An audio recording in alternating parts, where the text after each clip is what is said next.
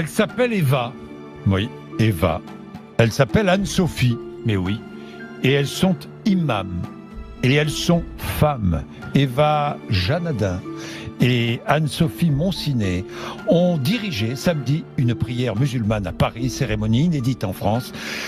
3 femmes imams en France. La première s'appelle Kaina Baloul, elle est avec nous, bonjour. Bonjour. Vous êtes islamologue, doctorante à l'école pratique des hautes études. On est bien d'accord, hein, Kaina, je ne dis pas de bêtises. Oui, vous êtes imam, oui. Une femme imam. Vous ne portez pas le voile? Non. Pourquoi? Parce que je considère que ce n'est pas une obligation religieuse. Je me suis beaucoup intéressée à cette question, j'ai étudié les textes et je considère que le texte coranique lui-même n'oblige pas la femme à se voiler les cheveux. Alors écoutez bien ce que vient de dire Kaina. Imam, femme imam, une femme n'est pas obligée de porter le voile.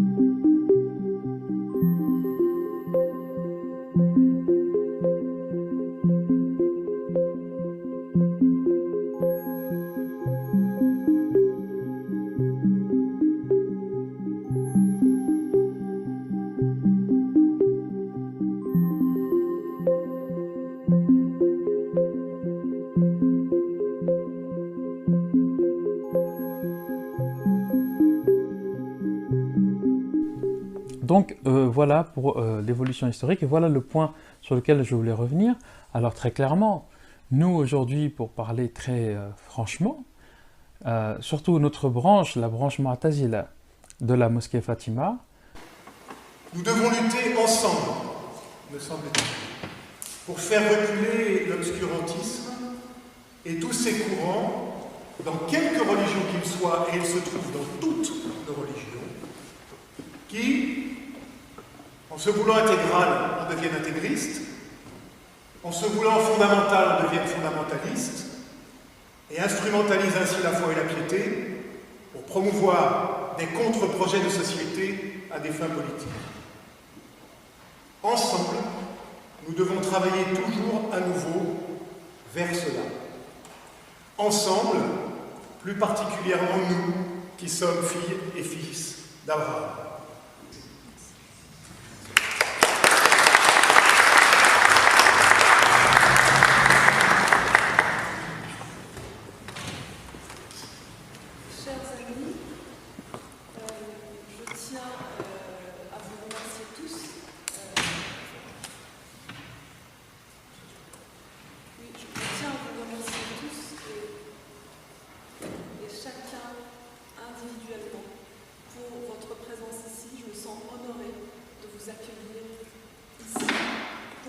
Premier colloque de la mosquée Fatima. Alors ce colloque est le premier colloque de la mosquée Fatima. Donc, nous avons créé notre association loi 1905 depuis quelques mois maintenant. Toute l'équipe de la mosquée Fatima est présente ici. Alors je me permets de parler à leur nom et vous souhaiter la bienvenue à tous aussi au nom de toute l'équipe. Et alors, ce colloque souhaiterions qu'il soit un colloque qui permettra, nous espérons, un colloque qui lancera et qui ouvrira des pistes de réflexion sur cette idée de réformisme au sein de l'islam, au sein de l'islam. Écoutez, je suis très très contente de faire ce premier direct de la mosquée Fatima, de la mosquée libérale Fatima. Aujourd'hui, je vais dédier cette vidéo, ou ce live plutôt, à une compréhension générale et puis surtout à un retour historique sur ce qu'est le mois de Ramadan, sur le sens de ce mois de jeûne, comment il a été mis en place, comment il est devenu aujourd'hui une obligation et un pilier de la religion musulmane. Alors, au début de l'islam, il n'y avait pas de jeûne, hein. À la Mecque, il n'y avait pas de jeûne du mois de Ramadan.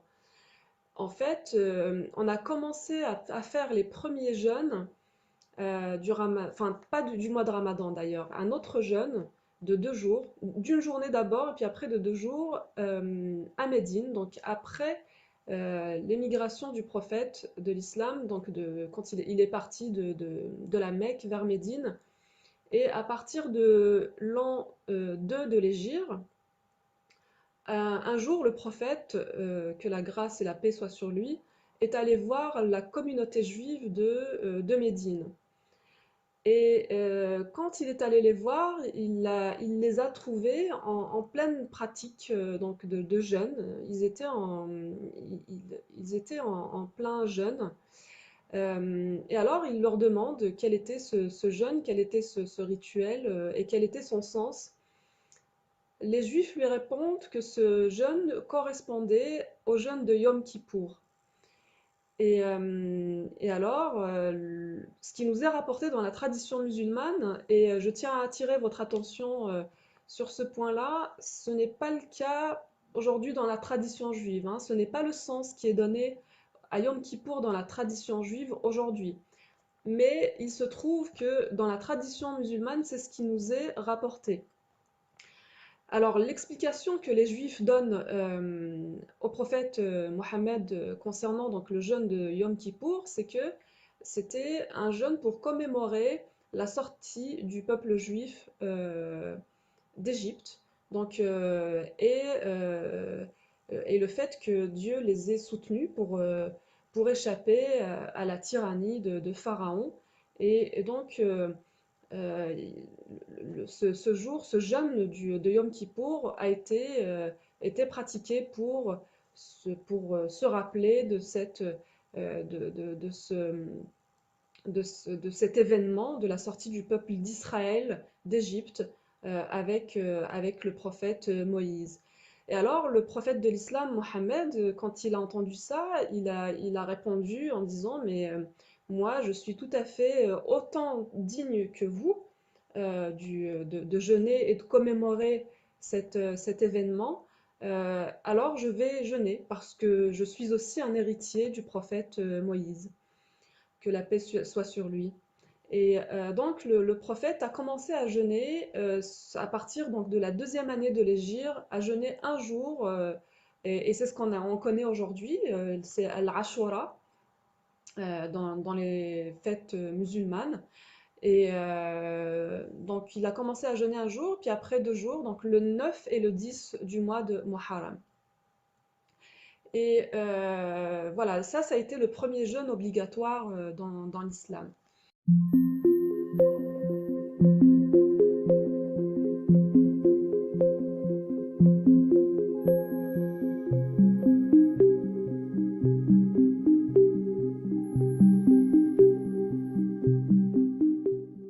Et,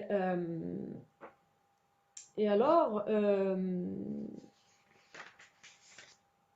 et donc,